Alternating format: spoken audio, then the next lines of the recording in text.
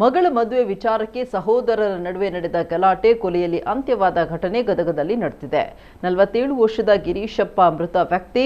ಗಿರೀಶಪ್ಪ ಮತ್ತು ಲಕ್ಷ್ಮೀ ದಂಪತಿಯ ಮಗಳನ್ನ ಇತ್ತೀಚೆಗಷ್ಟೇ ಸಂಬಂಧದಲ್ಲಿಯೇ ಹುಡುಗ ನೋಡಿ ಮದುವೆ ಮಾಡಿಕೊಡಲಾಗಿತ್ತು. ಆದರೆ ಈ ಮದುವೆಗೆ ಗಿರೀಶಪ್ಪನ ಸಹೋದರರಾದ ಈರಣ್ಣ ಮತ್ತು ಶಿವಕುಮಾರ್ ವಿರೋಧ ವ್ಯಕ್ತಪಡಿಸಿದ್ರು. ಸರ್ಕಾರಿ ಕೆಲಸ ಇರುವ ಹುಡುಗನಿಗೆ ಮಗಳನ್ನ ಕೊಟ್ಟು ಮದುವೆ ಮಾಡು ಅಂತ ಶಿವಕುಮಾರ್ ತಿಳಿಸಿದ್ರು. ಸರ್ಕಾರಿ ಕೆಲಸದ ಹುಡುಗನಾದ್ರೆ ನಮ್ಮನ್ನ ನೋಡಲು ಬರುವುದಿಲ್ಲ ಅಂತ ಗಿರೀಶಪ್ಪ ವಾದಿಸಿದ್ರು. ಕೊನೆಗೆ ತನ್ನ ಆಸೆಯಂತೆ ಸಂಬಂಧಿಕರಲ್ಲೇ ಮಗಳನ್ನ ಕೊಟ್ಟು ಮದುವೆ ಮಾಡಿದ್ರು. ಮದುವೆಯ ಬಳಿಕ ತಮ್ಮನ ಮನೆಯಲ್ಲಿದ್ದ ತಂದೆ ತಾಯಿಯ ಆಶೀರ್ವಾದ ಪಡೆದು ಬಾರಮ್ಮ ಅಂತ ಮಗಳನ್ನ ಗಿರೀಶಪ್ಪ ಕಳುಹಿಸಿದ್ದ.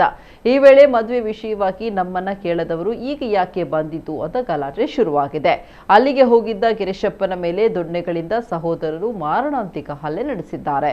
ಗಂಭೀರವಾಗಿ ಗಾಯಗೊಂಡಿದ್ದಂತಹ ಗಿರೀಶಪ್ಪನನ್ನ ಆಸ್ಪತ್ರೆಗೆ ದಾಖಲಿಸಲಾಗಿತ್ತಾದರೂ ಚಿಕಿತ್ಸೆ ಫಲಿಸದೆ ಮೃತಪಟ್ಟಿದ್ದಾರೆ ಅಂತ ತಿಳಿದು ಬಂದಿದೆ.